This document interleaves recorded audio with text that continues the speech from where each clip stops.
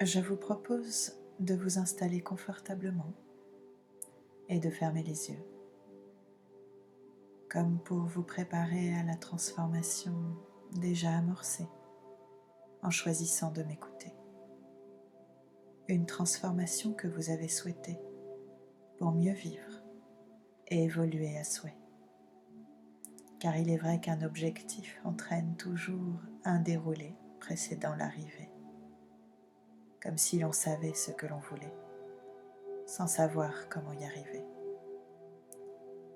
C'est pourquoi vous avez décidé de vous tourner vers le plus profond de vous-même, au plus proche de qui vous êtes. Car qui mieux que l'inconscient sait comment vous hisser vers vos rêves cachés.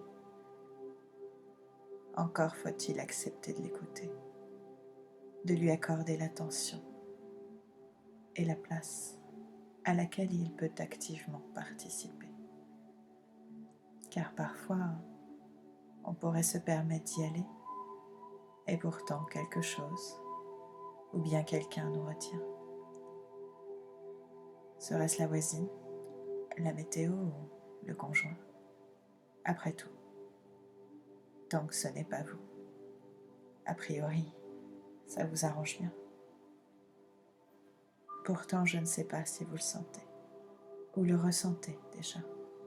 Mais en tout cas, j'ai cette drôle d'impression que votre petite voix pourrait bien vous dévoiler que vous avez toutes les capacités pour y arriver.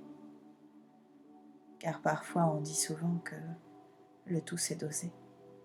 Et vous le savez ça déjà. Oui, mais vous ne seriez pas là si c'était le cas. Alors je ne suis pas là pour sauter le pas à votre place, mais plutôt pour vous donner l'envie et l'élan d'y aller. Car parfois, une bonne fée est nécessaire au déclic et à l'avancée qui fera de vous un gagnant aux multiples trophées, en commençant par celui que vous choisirez, celui que vous avez tant convoité et qui aujourd'hui s'offre à vous comme ce buffet continental que vous trouvez dans l'hôtel de votre mental. Si vous saviez comme je suis pressée de vous ouvrir les portes de vos possibilités, et ce à travers les mots que je vais prononcer, un peu comme si votre tête s'apprêtait à décoller, alors que le corps s'enfonçait encore un peu plus et de mieux en mieux vers le bien-être, celui de l'état d'hypnose, engourdissant et enveloppant. Et je me demande si vous avez commencé à remarquer ce dialogue intérieur entre votre conscient et votre inconscient qui vous permet de plonger un peu plus à chaque seconde, à chaque déglutition et à chaque respiration pour vous emmener vers le pays imaginaire de vos pensées en passant par l'escalier que vous pouvez imaginer, celui qui pourrait se transformer pendant que le bras de l'existence chercherait à glisser vers une expérience de spectacle lors du jour naissant. On l'appelait la maison ébréchée. De l'extérieur, elle semblait brisée comme un service à thé qui serait tombé. Personne dans le voisinage ne souhaitait rencontrer ses habitants, qui étaient plutôt discrets. Et comme le village dans lequel elle se situait se trouvait entre le monde d'en haut et le monde d'en bas, personne ne s'y intéressait. Et pourtant, cette drôle de maison était mentionnée dans un manuscrit qui, d'après Léon dit, avait le pouvoir de guider les lecteurs vers des mondes merveilleux et inexplorés. Pourtant, il était hors de question de s'arrêter dans la maison ébréchée, qui ne correspondait pas à ce que les occupants des mondes d'en haut et d'en bas avaient imaginé. Comment passer par un chemin parfait pour arriver à de sublimes étendues de liberté? Ça, il ne pouvait pas l'envisager. Et pourtant, il aurait été judicieux d'y penser, ne serait-ce que pour gagner du temps, de l'énergie et un moral d'acier. Car en effet, ce que les habitants d'en haut et d'en bas ne savaient pas, ou avez peut-être oublié, c'est que pour arriver à ce que l'on envisageait, il convient d'abord d'essayer, et parfois, voire même plus souvent que rarement, de recommencer, plusieurs fois avant d'y arriver. Car avant de commencer, on ignore souvent cela. Apparemment maintenant, vous le savez déjà, parce qu'avant de m'écouter, il me semble que vous aviez déjà envisagé, essayé, tenté d'arrêter de manger sans arrêt, n'importe quoi, n'importe comment, que ce soit à l'heure et en dehors des repas, du goûter. Et grâce à vos tentatives, vous savez désormais ce qui vous est inadapté. Et je suppose qu'en revanche, vous cherchez encore ce qui pourrait fonctionner. Car il semblerait que vous n'ayez pas encore trouvé.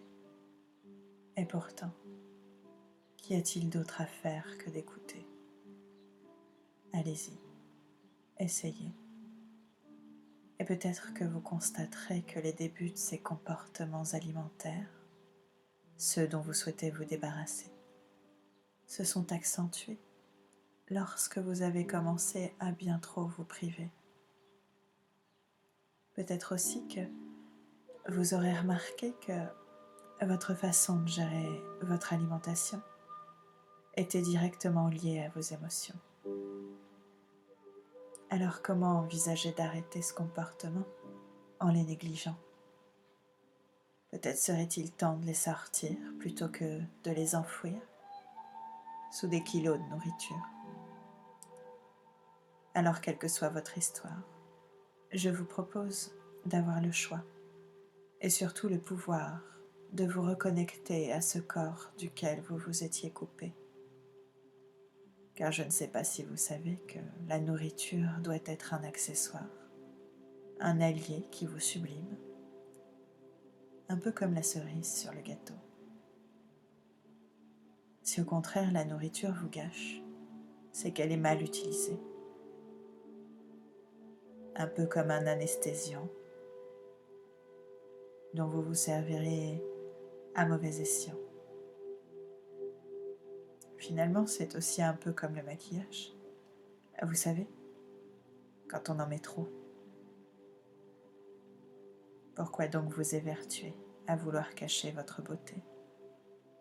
Que cherchez-vous donc à masquer? Une blessure? Une fêlure? Ou bien une culpabilité? Pourquoi vouloir porter seul une charge bien trop élevée? Pourquoi ne pas vous alléger de ces poids qui sont si difficiles à porter? Alors je ne sais pas ce que vous êtes en train de penser, ni même ce que votre inconscient est en train d'activer.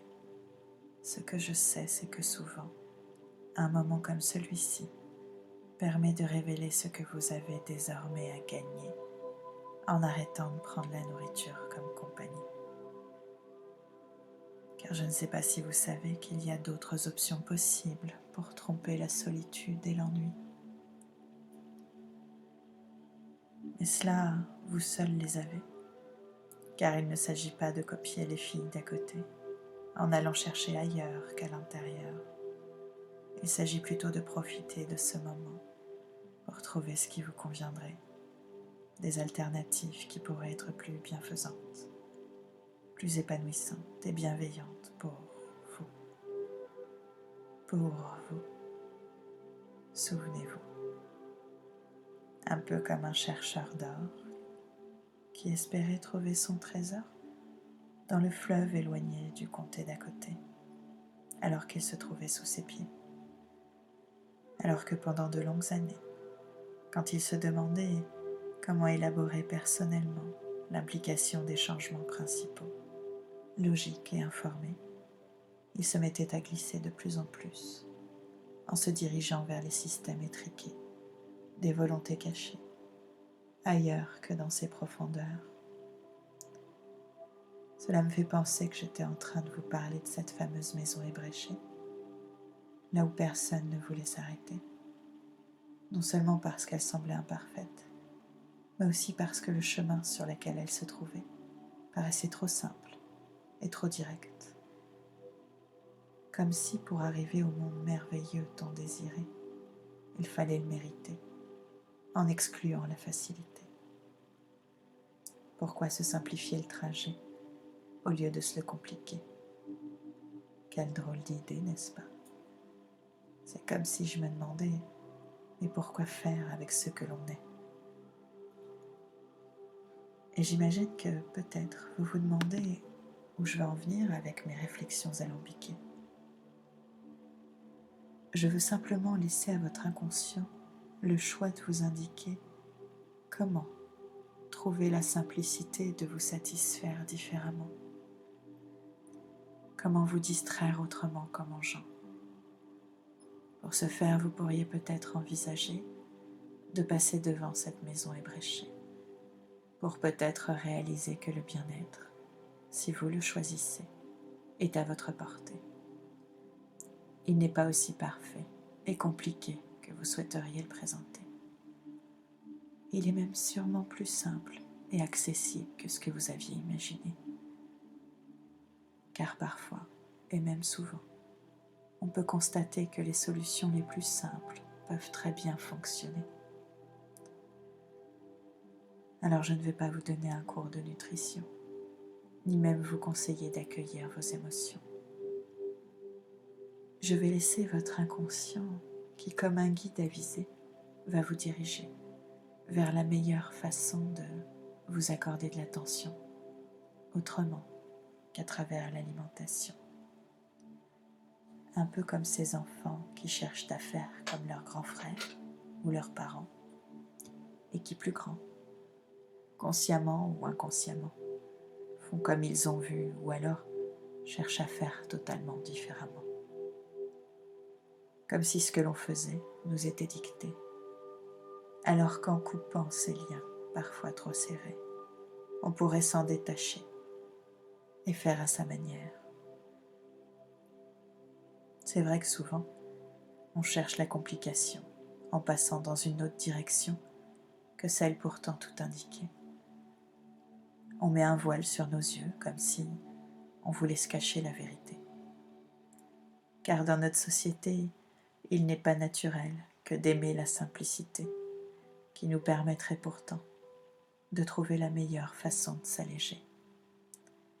Comme si renouer avec qui on est et ce que l'on fait était un concept totalement désuet pour se retrouver. Et pourtant, c'est en allant à l'essentiel pour soi-même qu'on finit toujours par y arriver. Même si pour ça il faut passer devant une drôle de maison ébréchée. Alors imaginez maintenant que vous êtes installé sur votre canapé, en train de feuilleter un album photo. Vous vous arrêtez sur la page du milieu. Sur cette page, il y a 2 photos. Sur la photo de gauche, vous êtes en train de manger, en trop grande quantité, des aliments trop gras, trop sucrés, trop salés, des aliments qui vous font du mal et vous le voyez, vous le ressentez même. Observez-vous bien. Observez également les émotions que vous procure cette image de vous. Maintenant, vous regardez la photo de droite. C'est toujours vous. Simplement, vous avez trouvé d'autres occupations que de manger à chaque trop-plein d'émotions ou moment d'ennui. Vous vous êtes découvert sous un autre aspect que vous n'aviez pas osé révéler. Désormais, c'est fait. Observez donc votre silhouette, votre peau et vos cheveux si vous en avez. Et ressentez votre état de bien-être et de fierté. Vous y rayonnez. Alors maintenant, sortez de l'album la photo qui vous déplaît.